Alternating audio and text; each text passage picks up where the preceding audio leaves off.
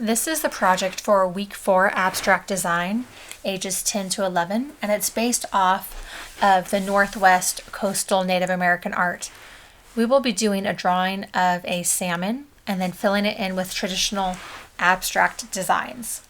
So to begin, you're going to be walking through with your students how to sketch out the body of the salmon. So to begin, I'm going to be doing 4 dots on my paper. And this is showing the students how big to start with their oval. So you can see the 4 dots are near the edges of the paper. And they're going to be sketching this very lightly in pencil to begin with. So I'm going to be using this gray to show my sketching in pencil lines. When I'm drawing a circular shape, I want to keep my wrist really loose and just kind of go around from dot to dot. And it's not going to be perfect the first time, so I just keep going until I have I'll fix those edges until I'm getting a more perfect shape.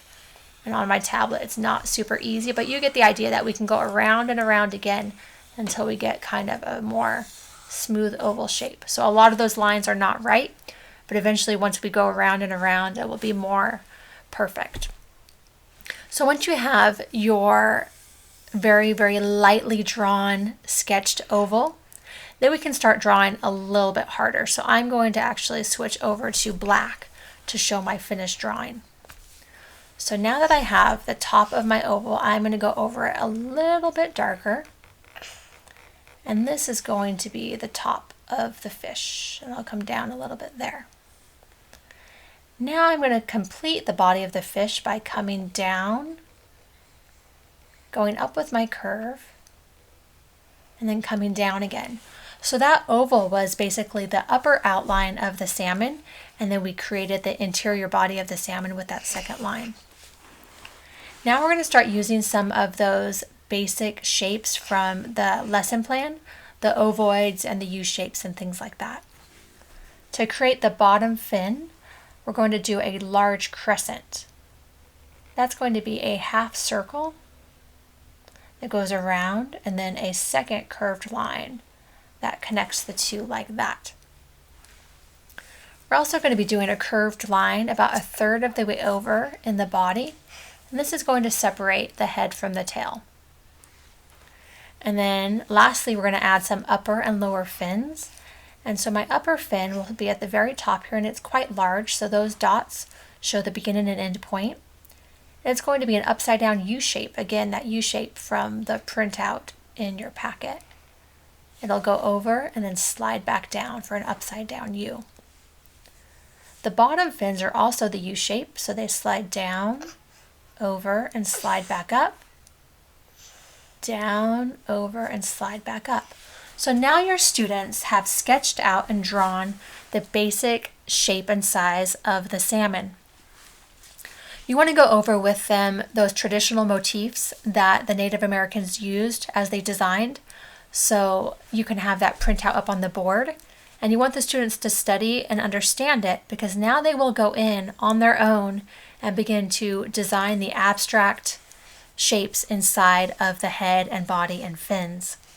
So if the students need help, you can help walk them through it individually. But for the most part, they should be able to look up at the designs and then interpret it in their own way.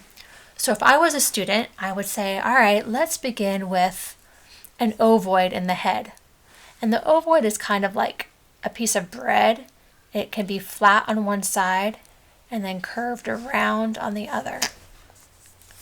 I think I'll also add an ovoid in the tail. And I think I will add a crescent in the fin. I'll add a circle in the head and maybe a filled in dot. Looks like an eye.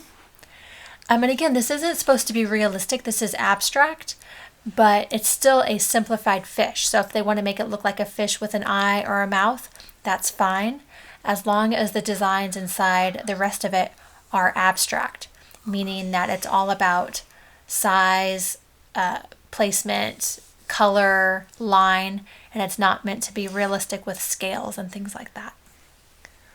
I'll continue adding maybe another ovoid back here a nice big one, and an interior ovoid in that area. And so the kids will just play around, continue adding those traditional shapes as they choose. They can also do just straight lines, curved lines, whatever they feel like doing in order to finish up their abstraction within the outside. Once they are done, you can give them a black marker and they can go in and draw all their outlines with black. The outside lines, those exterior lines, are going to be really thick. Those are called form lines, and they're always thicker in the coastal art, where some of the interior lines can be thin. Once the black is outlined and some of the shapes are filled in, have them take their eraser and erase any of those sketchy lines that still show up. Once that's complete, they can choose one or more primary colors to accent their design. So the primary colors are red, yellow, and blue, and they can just do the traditional red and black. They can add blue or yellow to it, whatever they want to do.